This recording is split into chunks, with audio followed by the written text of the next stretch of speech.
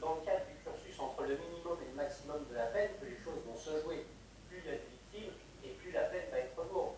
Et s'il n'y a pas de jugement immédiat aujourd'hui dans l'histoire de William, c'est tout simplement parce qu'il a fallu ouvrir une instruction, un juge d'instruction a certainement été désigné, parce qu'on va aller chercher s'il n'y a pas d'autres victimes. Parce que cette équipe-là a vraisemblablement commencé il y a déjà pas mal de temps. Donc, le but, c'est justement de faire en sorte de retrouver tous les gens qui ont pu souffrir de ces gens-là, de manière à ce qu'ils aient une réponse judiciaire chaque année. Question, alors aujourd'hui vous êtes encore très fragile, William. Oui. Vous allez mieux quand même. Oui. Quelles sont les étapes par lesquelles William va passer? Déjà, peut-être on l'a entendu, il y a eu cette sidération, il faut sortir de la sidération, et puis qu'on soit traumatisé après quelque chose d'aussi violent, après une agression aussi violente, c'est très difficile, mais ça fait partie d'un processus qui au fond est un processus normal, on va dire. Mais après, il va falloir voir s'il n'y a pas ce qu'on appelle un stress post-traumatique qui pourrait s'installer, parce que là, il va y avoir des choses qui vont s'installer un tout petit peu plus durablement. On va voir si on se sent extrêmement déprimé, si on évite certaines circonstances. Et en un mot, il y a toute une série de choses, mais en un mot, c'est est-ce que ça va nous empêcher de vivre? Est-ce qu'il va y avoir un impact sur nos vies au long terme? Et à partir de ce moment-là, il faudra faire quelque chose pour être pris en charge psychologiquement quand on fait les psys, prendre des médicaments. Qu'il reste de toute façon une cicatrice, oui, il restera toujours une cicatrice, mais comme vous l'avez dit très bien, on l'intègre dans notre vie. Si ça a un impact et si ça nous empêche de faire des choses, de travailler, de vivre et d'aimer, oui, il faut faire quelque chose. Alors, Jonathan, aujourd'hui, vous êtes venu nous parler, vous me disiez tout à l'heure, de vos deux sœurs et de votre neveu qui sont plus là pour ce moment.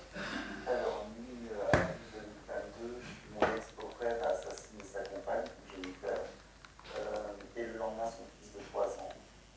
Ensuite, mon autre sœur. Il y a 3 jours. Il est resté dans l'appartement plusieurs jours avec le corps, bien sûr. Il a commandé à manger de l'alcool. Et puis il est resté enfermé dans l'appartement. Bien sûr, dans ce laps de temps, en fait, on était plusieurs à contacter bien sûr nos sœurs, mes sœurs, et puis prendre des nouvelles, mais il faut savoir qu'il a utilisé le téléphone des filles en répondant à leur place. Et donc, et c'est avec l'enquête qu'on a appris ensuite que Oui, allô? recevait des messages de la part de Ça va, ouais.